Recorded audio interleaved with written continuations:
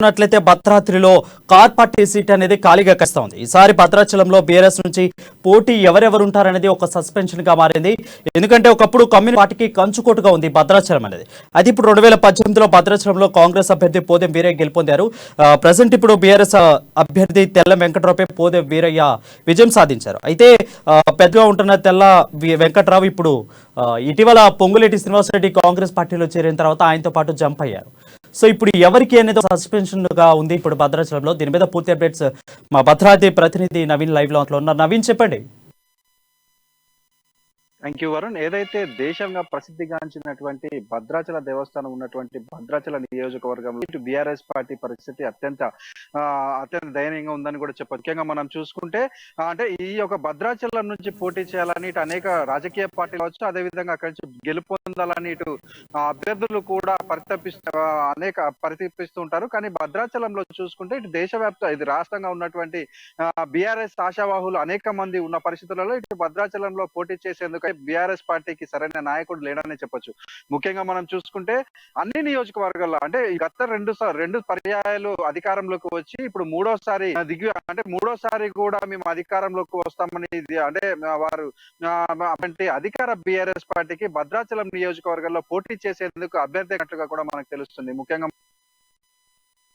మనం చూసుకుంటే నియోజకవర్గం గెలుపొందినటువంటి పోదెం వీరయ్య అయితే అక్కడ శాసనసభ్యులుగా ఉన్నారు. అయితే గత ఇంకా మరికొన్ని 3 నెలల్లో కూడా ఇప్పుడు భద్రాచలం నుంచి అధికార బీఆర్ఎస్ పార్టీ తరఫున పోటీ చేయడానికి ఏ ఒక్క అభ్యర్థి కూడా అంటే ఇప్పటి వరకు కూడా ఫైనల్ అయిన పరిస్థితి కూడా కనిపించట్లేదు. అయితే ఇంతకు మొన్నటి వరకు చూసుకుంటే ఏదైతే అధికార బీఆర్ఎస్ పార్టీ నియోజకవర్గ ఇన్ఛార్జ్ అంటే తెల్ల వెంకట్రావు గత ఎన్నికల్లో అంటే 2018 ఎన్నికల్లో పోటీ చేసి ఏదైతే అప్పుడు 2018లో కాంగ్రెస్ పార్టీ నుంచి పోటీ చేసి పోదెం వీరయ్య పై ఓడిపోయారని కూడా చూడొచ్చు. అయితే తదనంతరం ఏదైతే బీఆర్ఎస్ పార్టీకి పెద్ద దిక్కుగా ఉన్నటువంటి తెల్ల వెంకట్రావు ఏదైతే ఈ సంవత్సరం జనవరి నుంచి అధికార బీఆర్ఎస్ పార్టీకి వ్యతిరేక గళాన్ని వినిపిస్తున్నటువంటి పొంగులేటి శ్రీనివాసరెడ్డి కాంగ్రెస్ పార్టీలో జాయిన్ అయిన నేపథ్యంలో ఆయన అనుచరుడిగా ఉన్నటువంటి తెల్ల వెంకట్రావు అదేవిధంగా తెల్ల వెంకట్రావు అనుచరులంతా కూడా కాంగ్రెస్ పార్టీలో జాయిన్ అయిన పరిస్థితి కూడా ఉంది. ఈ నేపథ్యంలో తెల్ల వెంకట్రావు వెళ్లిపోయినప్పటి నుంచి గత 7 నెలల నుంచి కూడా అధికార బీఆర్ఎస్ పార్టీకి అక్కడ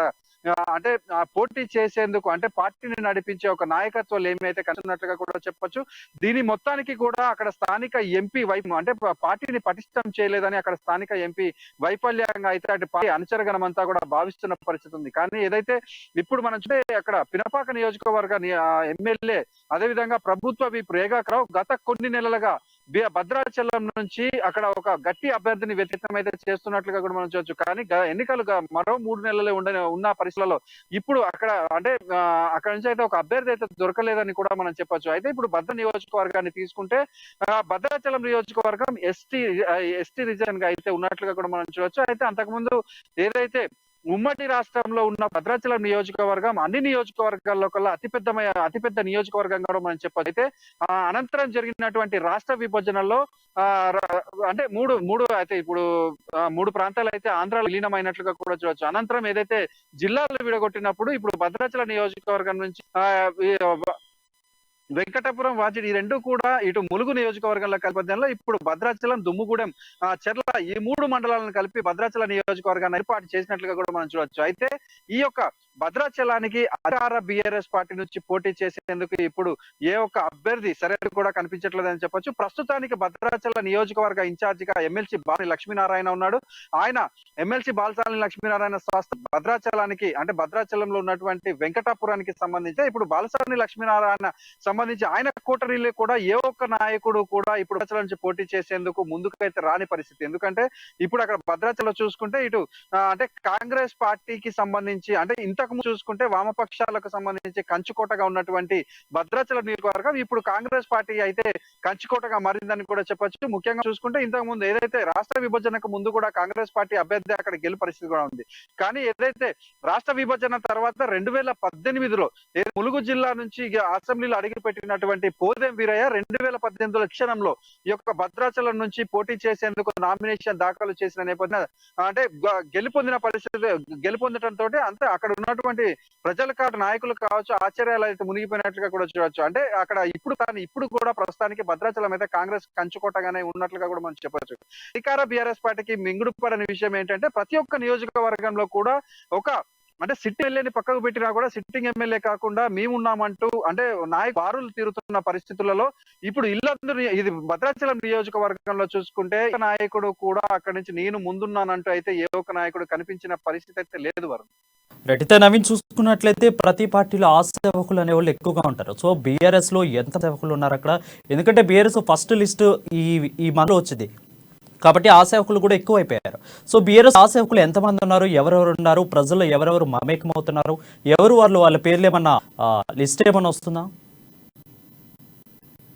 ఇప్పుడు ప్రస్తుతానికి అంటే ఇప్పుడు భద్రాద్రి జిల్లా నుంచి తీసుకుంటే నియోజకవర్గాల్లో కూడా సిట్టింగ్ ఎమ్మెల్యేలు ఉన్నప్పటికీ ఇప్పుడు నియోజకవర్గం తీసుకోవచ్చు. కొత్తగూడెం నియోజకవర్గంలో వనమా వెంకటేశ్వర శాసనసభ్యుడిగా ఉన్నాడు. ఇప్పుడు సిట్టింగ్ ఎమ్మెల్యేని పక్కకు పెట్టినా కూడా అనేక మంది సుమారు ఒక 5 నుంచి 6 మంది ఎమ్మెల్యే ఆశావాహులు అయితే వస్తున్నట్లు చూడొచ్చు. అదేవిధంగా ఇల్లందు నియోజకవర్గం హరిప్రియాకు సంబంధించి ఆమెను పక్కకు పెట్టినా కూడా సుమారు ఒక 4-5 అయితే ఆశావాహులు ఉన్నారు. కానీ భద్రాచలం పరిస్థితి పరంగా చూసుకుంటే భద్రాచలంలో అసలు సరైన అభ్యర్థి కరువైన పరిస్థితి కూడా ఉంది. అయితే సెకండ్ లీడర్ క్యాడర్ ఉన్నప్పటికీ కూడా పార్టీ పటిష్టం చేయలేదని కూడా చెప్పొచ్చు. ఎందుకంటే మొన్నటి వరకు ఉన్నటువంటి తెల్లం వెంకట్రావే అన్ని తడిపించారు. అదే విధంగా అక్కడ ఉన్నటువంటి ఎంపీ ఆ యొక్క నియోజకవర్గాల్లో ఆ యొక్క అంటే పార్టీని బలోపేతం చేయడానికి అయితే బలోపేతం చేయలేదని కూడా చెప్పొచ్చు. ఈ నేపథ్యంలో అక్కడ ఏ ఒక్క నాయకుడు వచ్చే ఎన్నికలలో పోటీ చేస్తారని చెప్పే పరిస్థితి కూడా లేదు.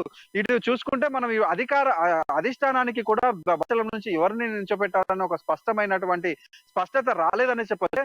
ఇప్పుడు అక్కడ మనం భద్రాచలంలో చూసుకుంటే సెకండ్ క్యాడర్ ఒక 3-4 ఉన్నప్పటికీ వారందరూ కూడా ఎమ్మెల్యేగా పోటీ చేసేంత క్యాలిబర్ ఉన్న నాయకులు కాదని ఇటు అధిష్టానం అయితే బాగా కూడా చూడొచ్చు. కానీ వచ్చే ఎన్నికలలో అధికార బీఆర్ఎస్ పార్టీని ఎవరో ఒకరు నిల్చోబెట్టాల్సిన పరిస్థితి ఉంది. కాబట్టి ఉన్నవారిలో బెటర్ ఆప్షన్ చూస్తారా, లేదు అంటే తీసుకొచ్చి భద్రాచలంలో నిలబెడతారా అని అయితే అక్కడ ఉన్నటువంటి నియోజకవర్గాలు అయితే ఆసక్తిగా గమనిస్తున్న పరిస్థితి కూడా ఉంది వారు.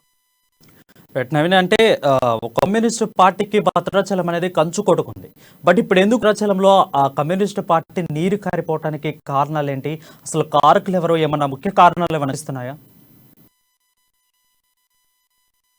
ఇప్పుడు మన అనేక మార్లు భద్రాచలం నియోజకవర్గం నుంచి వామపక్ష పార్టీలకు సంబంధించిన నాయకులు గెలుపొందిన పరిస్థితి కూడా ఉంది. కానీ రాను ఏదైతే అనేక ప్రాంతాలు అంటే ఓన్లీ కేవలం భద్రం ఒకటే కాదు, అనేక ప్రాంతాల్లో కూడా వామపక్ష పార్టీలకు సంబంధించి అంటే సరే ఓటు బ్యాంకింగ్ ఉన్నప్పటికీ కూడా వారు ఎవరితో పొత్తులో పెట్టుకున్న పరిస్థితులలో ఆ సీటు వస్తే అక్కడ గెలుపొందే పరిస్థితి ఉంది. కానీ ఇప్పుడు అంటే వారు కాలక్రమంలో వారు ఏమి వామపక్ష పార్టీలకు సంబంధించి గెలుపు ఒకరు చాలా తగ్గుతున్న పరిస్థితి కూడా ఉంది. మనం ఇప్పుడు భద్రాచలంలో చూసుకుంటే గత 2 ఎన్నికలలో కూడా కాంగ్రెస్ పార్టీ అభ్యర్థి మాత్రమే గెలుపొందిన పరిస్థితి కూడా ఉంది.